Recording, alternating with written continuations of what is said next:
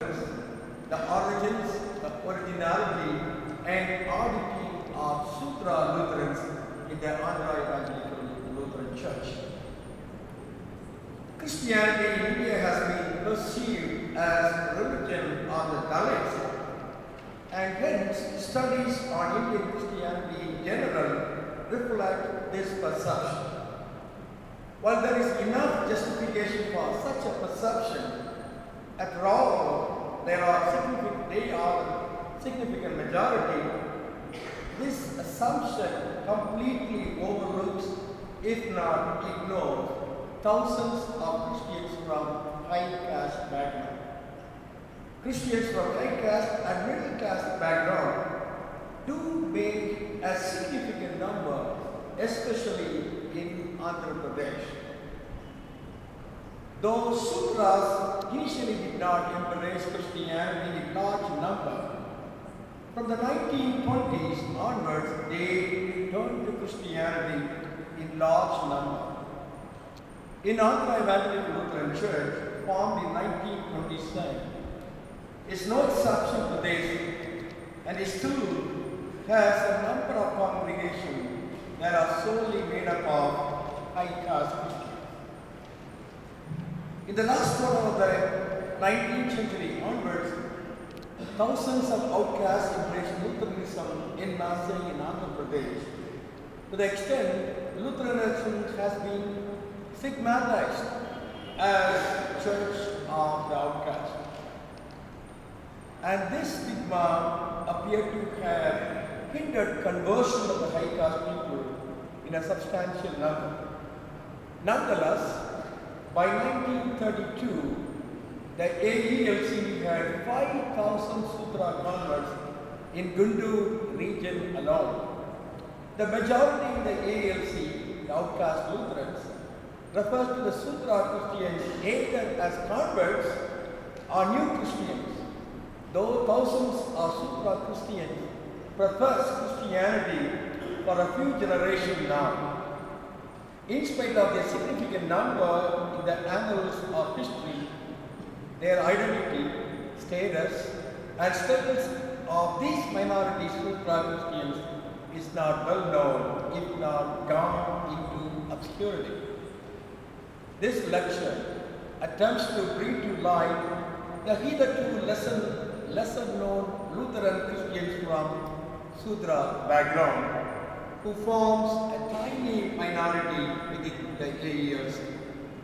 An attempt is made here to investigate their conversion to Lutheranism, their distinctive features, motives behind the conversion, and their status within AELC today. By contextualizing the Sudra Christians in the history of Andhra Pradesh, I show that these people, once marginalizing the outcast people, are now being marginalized by the outcast Christians who are majority in the AELC. The conversion from Sudra to Lutheranism in considerable number begins to occur from the turn of the 20th century, though the conversion of Sudras was not at all a new phenomenon. The very first Eucharist, the Holy Communion, celebrated in 1849, had 6 Sudra converts along with 8 Mala converts. However, due to various difficulties encountered by the converts, high caste converts, taking from caste background, like stigma that Christianity is a religion of the outcast, the refusal of the Hindu counterparts to give and take in marriage, as well as the fear of being ostracized by their fellow caste people, kept them from embracing Christianity in large number. Alfred, who had taken special interest to bring Christianity to Sudra, reporting the Sudra conversion in Palnad region in 1911 observed, I quote, 10 or 12 years ago, with 1 or 2 exceptions, there were no Protestant Christians in the village proper in the Palnad, though almost every village had a Christian congregation in the outskirts, in the Mala and the Madiga Malas. Today, There are 34 villages with more than 800 baptized Lutheran Christians from Khamma, Reddy, Telaga, Potter, Maturaja, Shepherd and other Sudra castes. In the former years, there was here and there one individual conversion. Now they are coming by families, 4 or 5 at a time. During the year 1911, 48 were baptized in one village and have since then now won again new inquiries among their own. However, their number remained small until 1920. In 1920, when the Lutheran membership rose to 63,370, it had 3,800 Sudra converts. It was estimated in 1931 they had 26,000 converts from caste communities in the whole of Andhra Pradesh. And in Guntur region alone, where Lutherans focused their work, Lutherans had 5,000 caste converts. The Sudras entered into Lutheranism always in small groups, except in one occasion in 1931 at Adikotla, 261 from Vadra community were baptized. Yet, the conversion of Sudras was steadily on the increase. In 1932, out of 11,054 baptisms, the Lutherans had 1,100 or 10% raised to 40%. 40% of the converts that year was from Sudra community. Their conversion news made such a sensation in the 1930s among the Lutherans and others, and for a decade or so, the Sudras became the focus of their conversation, conferences, and evangelistic activities. In 1942, the Sudra converts to Lutheranism had reached 8,000 in Guntur region alone. The movement among Sudras in Hindu created such a sensation that 3 missionaries from northern India came down to Bhimavaram to learn about the movement. They interviewed many converts and studied the caste movement there with the hope that through such study they may get inspiration to develop such improvement in their area. The early movements affected the lower levels of Sudra community, Vadras, Yanadis, Erakalas, etc. After initial dying of them, the movements among the high caste Sudras have started and continued. The Sudras' conversion to Christianity remained high in the 1960s as well, after a short-term decline after India's independence in 1947. In 1968, Smith-Kenner, the president of the church at that time, wrote that the Sudras were more open to Christianity than 5 years ago, and there were 5,480 converts from the high caste in the AELC. Of these, 18 have been baptized in the past 5 years. End quote.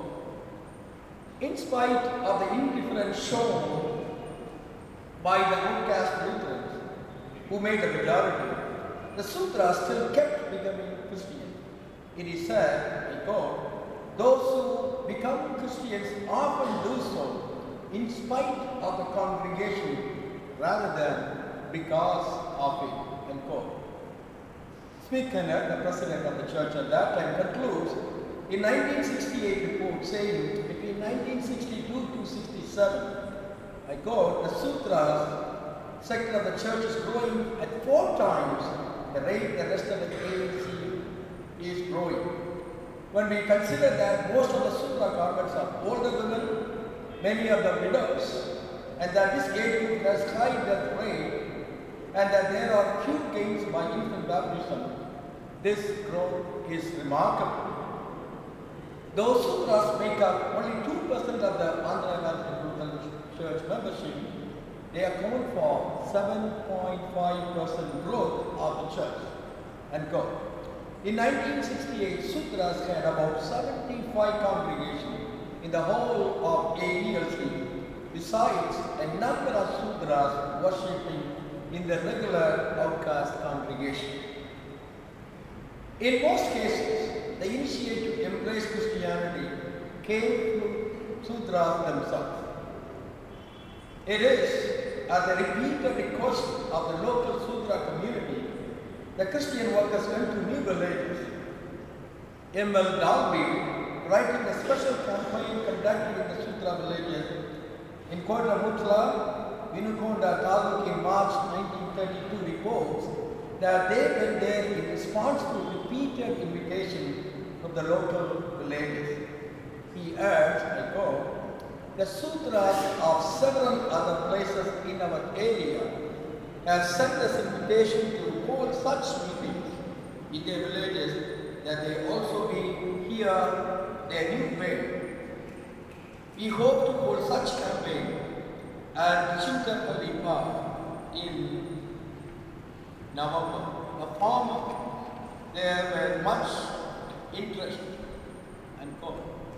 Some of the recent converts' enthusiasm for Christianity was so high that they were very supportive and did all the necessary preparation, including financing it. The favorable response seen from Sudras led to focused interest on the Sudra community. This openness to Christianity did not mean the opposition to conversion of Sudras has totally disappeared. In the 1930s, the Sudra converts to Christianity still had to deal with several severe opposition and suffer losses from their principle. In describing the disabilities and difficulties the Sudra converts had to face, Leon Bishop wrote in 1930, I quote, "Caste people were excluded from their homes, ostracized by the entire caste population of not only their own village, but also those round about, especially where relatives reside.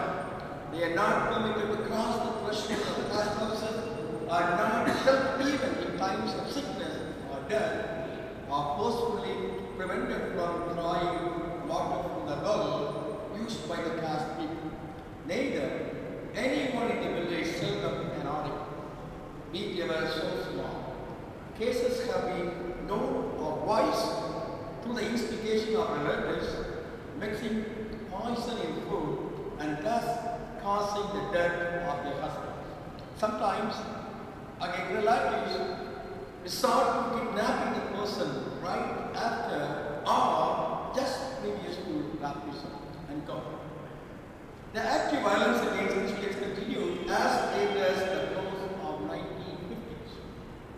Lila Van Dusen, writing in 1959 about the difficulties Sudra Christians face, wrote, I quote, "Sometimes this anti-Christian activities of Hindus results in the persecution of newly baptized Christians or ordered inquiries by special ostracism and boycott in which all kinds of service is refused, such as access to the village world, assistance of launderers and barbers, and employment in work.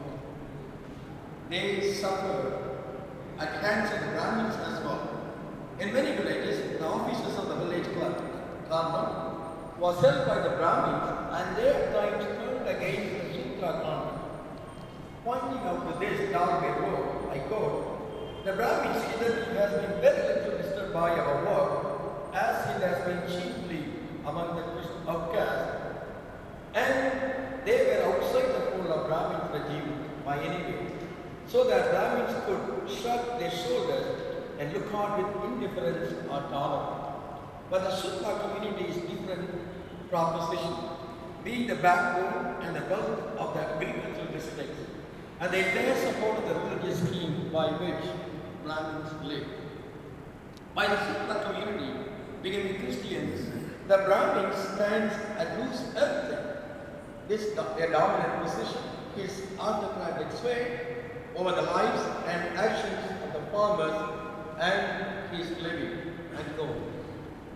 These harsh realities did have large bearing on the number of conversions from the caste people, and many kept postponing their baptism. Yet, there was an increased interest among Sudras towards Christianity. Before we examine the motives behind their conversion, a brief comments on the unique features of their conversion and their Christian lifestyle is in order. The conversion among the Sudras represented a discrete pattern. Unlike in the traditional conversion stories, these converts did not completely break with or reject their old religion, caste, social network, culture, and customs. They have owned the process of conversion and played an active role in embracing Christianity without completely giving up their old caste identities and traditions. Thus, the conversion narratives of the Sudras, who were mostly women, are the stories of gradual acculturation as they have to negotiate their dual belonging. At the interest of their families, they did not completely break with the past, like giving or taking life partners for their children from the non-Christians from the same caste background, and not enforcing their faith on their young in-laws or children. Their social status remained almost unaffected in spite of their conversion to Christianity. One could see lots of flexibility and tact in their attempts to integrate their home in their form of Christianity and Hindu culture. They and their non-Christian family members had compromised with whom they were intimately related through ties of marriage and kinship. What really helped was church's willingness to accept them when the Sudra convert did not exhibit complete break with old religion and customs. The church showed lots of occasions when many took years to ask for baptism. To make sure their old social identity was intact, they went on to organize their own congregations separate from the church in the outcast corners. Generally, many tolerated the women following Christianity as long as they do not go to the bottom, the outcast quarters of the town, to worship with their outcast Christians. In the early days, they gathered for worship in private homes, and later they built small prayer houses to worship. Since men were absent most of the congregation, it facilitated the leadership of women in these congregations. The Bible women were never available at the worship. In many congregations, the wealthy women became de facto leaders, acting as patrons, protectors, and mentors.